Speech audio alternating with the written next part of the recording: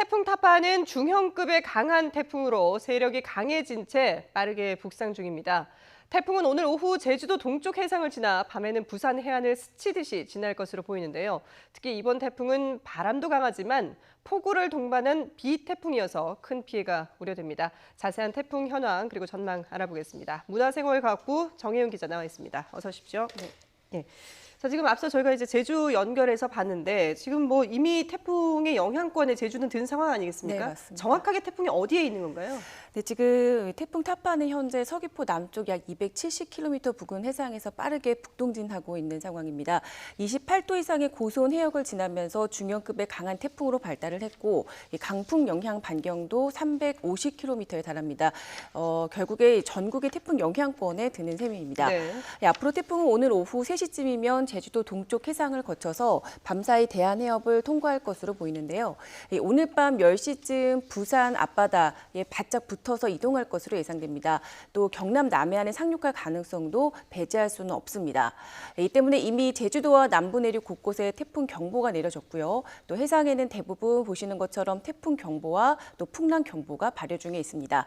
그리고 중부지방의 경우는 충청 일부와 강원 남부까지 태풍 예비특보가 현재 발효 중이고 서울의 경우는 비보다는 바람이 강할 것으로 예상이 되기 때문에 현재 강풍 예비특보가 내려진 상태입니다. 예, 서울은 비보다는 바람이 강할 것이다라고 예보가 나와 있긴 하지만 사실 이게 태풍마다 좀 특징이 있잖아요. 근데 이 맞습니다. 앞서서 왔던 링링 같은 경우에는 바람이 강했던 그런 태풍인데 이번 태풍은 좀 다르다고요? 네, 맞습니다. 앞서 이제 말씀하셨지만 영향을 줬던 9월 상순에 예. 북상했던 태풍 링링의 경우는 전형적인 바람 태풍이었습니다.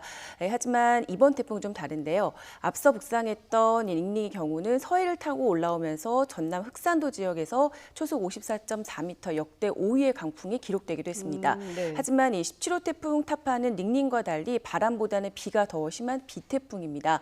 이 태풍이 몰고 온 거대한 비구름이 우리나라 상공에 자리 잡고 있는 이 찬공기에 부딪히면서 더 강하게 발달할 것으로 예상이 되고 있기 때문인데 보통 호우라고 한다면은 12시간 안에 80mm 이상의 비가 내리는 경우를 말하거든요.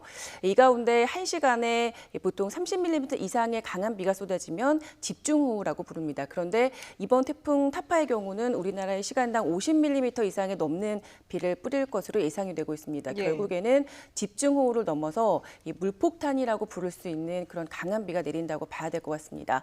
이미 제주도 산간 지역을 중심으로 시간당 30mm 이상의 장대비가 쏟아지고 있고요. 어제와 오늘 이틀 사이에 제주도 어리목 지역에 400mm가 넘는 비가 내렸고 지리산 산청 지역에도 180mm가 넘는 폭우가 쏟아졌습니다.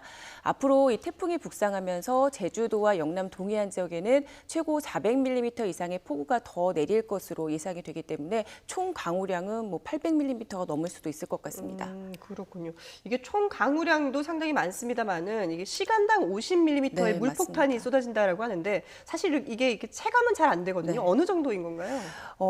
쉽게 좀 설명드리기가 좀 네네. 힘들기는 하지만 시간당 50mm 이상의 비는 그야말로 하늘에서 양동이로 이 물을 퍼붓는 수준이다. 네, 이렇게 예. 생각하셔도 될 정도로 강한 비입니다. 네. 장대비가 앞이 정말 보이지 않을 정도로 쏟아진다고 보시면 될 것 같은데요.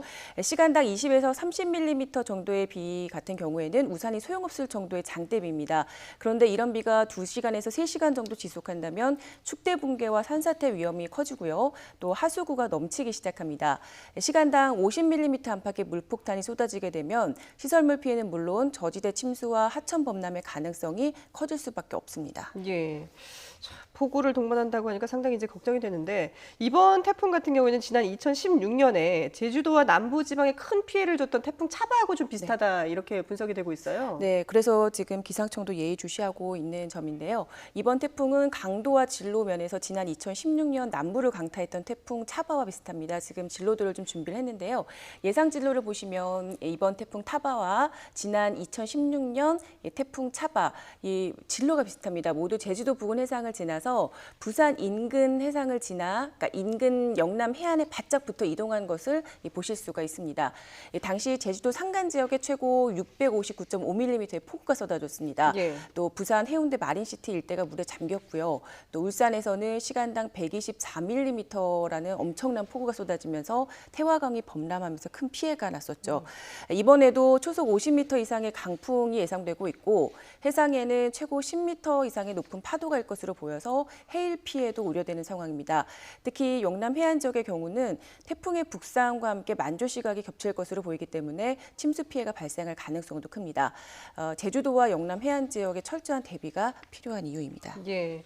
저희가 지금 뭐 자료 화면으로 지금 시청자 여러분들께서 각지에서 이렇게 제보해 주시는 그런 영상을 보여드리고 있는데 뭐 현장 곳곳이 상당히 지금 뭐 피해를 많이 입을 정도로 상당히 그 심각한 그런 화면들을 볼 수가 있는데요. 지금도 지금 시청자가 보내주신 그런 제보 화면입니다. 이게 지금 가림막이 바람이 워낙에 거세다 보니까 이게 거의 뭐 지금 휘청이고 네, 주체를 할 맞습니다. 수 없을 정도로 사람들이 막고 있습니다만은 힘없이 턱없이 부족할 정도로 지금 이렇게 바람이 강하게 거세게 불고 있는 모습을 볼 수가 있습니다. 뭐 가림막이 거의 종이장처럼 흔들리는 그런 모습을 볼 수가 있는데요. 지금 또 이 현장은 해안가 인근의 모습인데 지금 파도가 엄청 높은 그런 상황입니다. 물살도 상당히 거세게 불고 있고요. 지금 이 정도 물살이면은 거의 뭐 사람이 서 있기가 힘들 네네, 정도의 고립될 정도라고 볼 수가 그런 정도의 있고요. 물살이 네네. 거세게 지금 몰아치고 있고요. 그리고 지금 여기는 도심 같은데 역시나 바람이 강하게 분다는 것을 알 수가 있습니다. 비가 거의 뭐 흩날릴 정도의 네, 그런 지금 제가 들어오기 전에도 예, 예. 이제 해안가 같은 경우는 초속 30m 이상의 바람이 부는 것을 확인하고 들어왔거든요. 네네네. 그 정도면은 이미 그 나무가 뿌리채 뽑힐 수 있는 그런 강풍이기 때문에 예. 저 정도보다 더 심한 피해가 발생할 수도 있을 것 그렇군요. 같습니다. 지금은 이제 김영 해수욕장의 모습을 보고 계신데 지금 뭔가 사람들이 이제 구조를 하기 위해서 막 다급하게 달려가는 그런 모습을 볼 수가 있습니다. 그런데 워낙에 지금 현장 상황이 위험하고 다급하기 네. 때문에 멀리서 화면을 잡아서 지금 정확한 뭐 상황을 저희가 확인을 할 수는 없습니다만은 앰뷸런스까지 동원이 돼 있고 상당히 긴박한 그런 순간이라는 것을 알 수 있습니다. 자, 지금 앞서서 이제 저희가 이번 태풍 타파와 지난 2016년 차바하고 비슷하다라고 지금 비교를 해봤는데 사실 뭐 이름도 좀 비슷한 것 같기도 네, 하고요. 맞습니다. 그런데 좀 그만큼 피해가 나지 않았으면 좋겠습니다. 일단 대비를 철저히 해야 될 텐데 그러면은 전국적으로 언제가 고비라고 보면 될까요? 네, 일단 이제 오늘 하루가 태풍의 최대 고비가 되겠고요. 제주도 같은 경우는 앞서 설명을 드렸지만 오늘 오후 3시쯤 최근접해서 지날 것으로 예상이 되는데 네. 이미 이제 최근접 시간보다는 그 한두 시간 전부터 비바람이 강해지기 때문에 제주도는 앞서 확인하셨지만 이미 강풍이 강하게 불고 있고요. 네. 그리고 부산 등 영남 해안 지방은 오늘 밤 10시를 전후해서 태풍의 직접 영향권에서 가장 강한 비바람이 몰아칠 것으로 예상이 됩니다. 예. 그래서 이후 또 태풍이 동해로 빠져나가겠지만 영동 등 동해안 지역의 경우는 지형적인 영향으로 내일 새벽까지는 폭우와 강풍이 이어질 것으로 예상이 됩니다. 예. 특히 이제 오늘부터 내일 새벽까지가 그러니까 최대 고비가 될 것으로 보입니다. 그렇군요. 지금 뭐 제보를 통해서도 확인을 하셨지만 네. 태풍이 워낙 세력이 강한 데다